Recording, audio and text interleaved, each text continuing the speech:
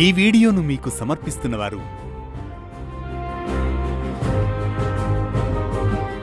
కోపమెరుగని మహాత్ముడు ఆగ్రహిస్తే ఏమవుతుంది?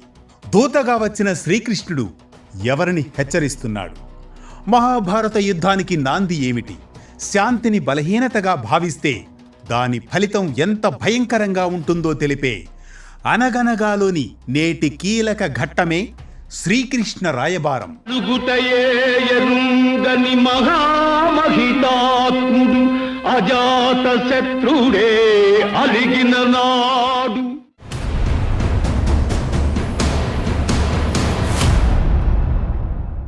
అనగనగా అది ద్వాపరయుగం. హస్తినాపుర సభా ప్రాంగణం. పాండవుల తరపున శాంతిదూతగా శ్రీకృష్ణుడు హస్తినాపుర సభకు వచ్చినప్పుడు ఆ సభలో కురువంశానికి చెందిన మహావీరులందరూ ఉన్నారు. ధృతరాష్ట్రుడు కురువంశ మహారాజు, అంధుడైన రాజ్యపాలకుడు. తన కుమారుడైన దుర్యోధనుడి అహంకారాన్ని ఆపలేక అంతర్మథనంలో ఉంటాడు. భీష్మ పితామహుడు కురువంశానికి ధర్మస్తంభం. ద్రోణాచార్యుడు, కృపాచార్యుడు, విదురుడు, దుర్యోధనుడు, దుశ్శాసనుడు, కర్ణుడు, శకుని, అశ్వత్థామ, వికర్ణుడు ఇతర కురువీరులు ఉండగా హస్తినాపుర రాజసభ మహోన్నతంగా అలంకరించబడి ఉంటుంది.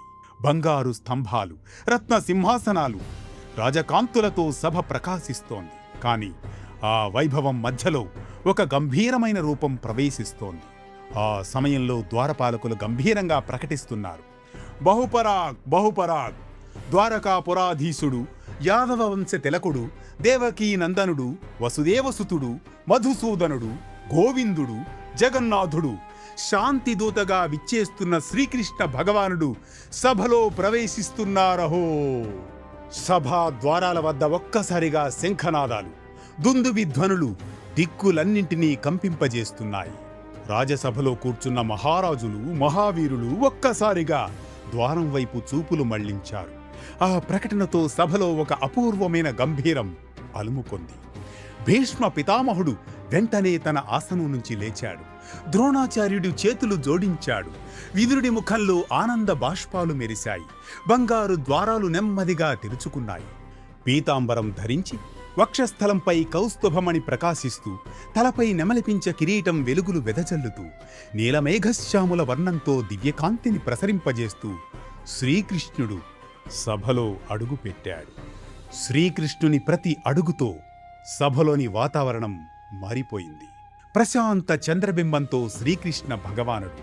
కళ్లల్లో ధర్మాగ్ని, నవ్వులో కరుణ, నడకలో రాజసం, గాంభీర్యం ప్రతిఫలించాయి. ఆ క్షణంలో సభలోని మహావీరులు కూడా మౌనంగా నిలిచిపోయారు. శాంతిదూతం జనార్దనం సభా మధ్యే వ్యవస్థితం తదృశః కురు వృద్ధాశ్చ తేజసా భాస్కరోపమం. శ్రీకృష్ణుని దివ్య తేజస్సును చూసిన కొందరు సూర్యోదయాన్ని చూసినట్లుగా భావించారు. మరికొందరు స్వయంగా శ్రీ మహావిష్ణువు సభలో దిగివచ్చాడేమోనని ఆశ్చర్యపోయారు. కాని ఆ మహాగంభీర క్షణంలో కూడా దుర్యోధనుడు మాత్రం గర్వంతో తన సింహాసనంపై కూర్చునే ఉన్నాడు. అదే అహంకారం కురుక్షేత్ర సంగ్రామానికి నాంది పలికింది.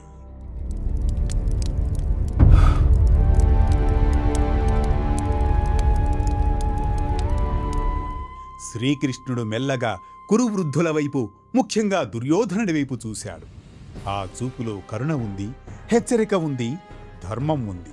శ్రీకృష్ణుడు ధృతరాష్ట్రుడు, దుర్యోధనుడు తదితరులను గంభీరంగా చూస్తూ, కౌరవేశ్వర, నీ ముందున్నది కేవలం వాసుదేవుడు కాదు, ధర్మానికి దూతగా వచ్చిన శ్రీకృష్ణుడు. మీపై నాకు ద్వేషం లేదు.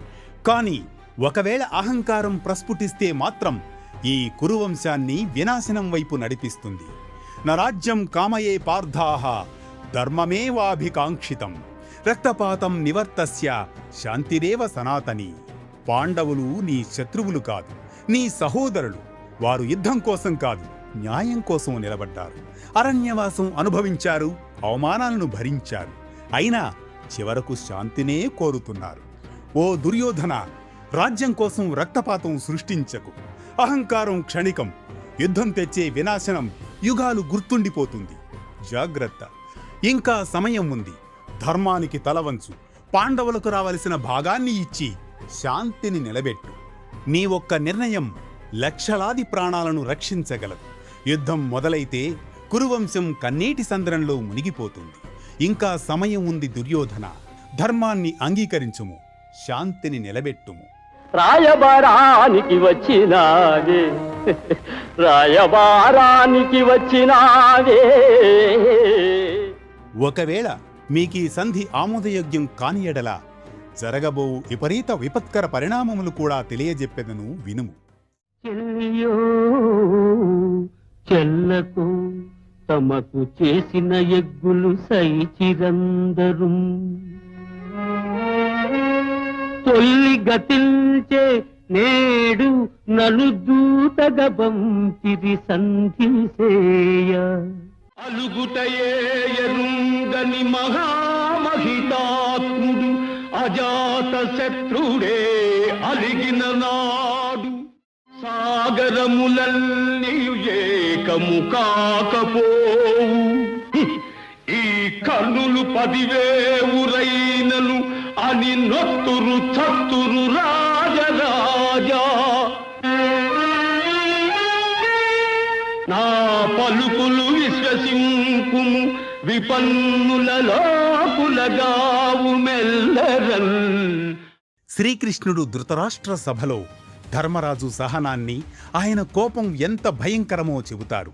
ఓ రాజరాజా ధృతరాష్ట్ర, ఎప్పుడూ కోపం అనే దానిని తెలియని మహాత్ముడు అజాతశత్రువైన ధర్మరాజు యుధిష్ఠిరుడు ఒకవేళ నిజంగా ఆగ్రహిస్తే ఆ కోపాగ్నికి సముద్రాలన్నీ ఒక్కటై వచ్చినా ఆ వేడిని ఆర్పగలేవు. ఇక్కడున్న కర్ణుడి లాంటి మహావీరులు 10,000 మంది ఉన్నా కూడా ఆ ధర్మ బలానికి ఎదురు నిలవలేరు. వారు నశించిపోతారు. అందువల్ల నేను చెప్పే మాటలను నమ్మండి. కౌరవ పాండవ యుద్ధం వల్ల ప్రజలు నాశనం కాకముందే ఈ విపత్తు నుండి లోకాన్ని రక్షించండి అని. ఇది శ్రీకృష్ణ రాయబారం. అలుగుటయే ఎరుంగని మహామహితాత్మజుడి సందేశం. ఈ కథనం మనకిచ్చే సామాజిక సందేశం ఒక్కటే: ఎప్పుడూ శాంతంగా ఉండే వ్యక్తికి కోపం వస్తే అది సాధారణం కాదని, ధర్మరాజు వంటి సహనమూర్తి కోపగిస్తే అది ధర్మాగ్ని అవుతుందని, కర్ణుడి వంటి మహాయోధులు ఉన్నా ధర్మం వైపు నిలిచిన శక్తిని జయించడం అసాధ్యమని, యుద్ధం నాశనానికే దారి అని. ఇలా ప్రతినిత్యం ఓ పురాణ కథనం, సూటిగా స్ఫూర్తిమంతంగా సామాజిక సందేశంగా, ధర్మం చెప్పే కథల సవడి, జ్ఞానం చెలరేగే కథన వరవడి, అమ్మఒడిలో వినిపించే ఆత్మీయతల అనగనగాతో మొదలయ్యే మన కథా ప్రయాణంలో మరో కమ్మని కథతో రేపు పలకరిస్తుంది విలువల వెలుగు మీ వేటు న్యూస్.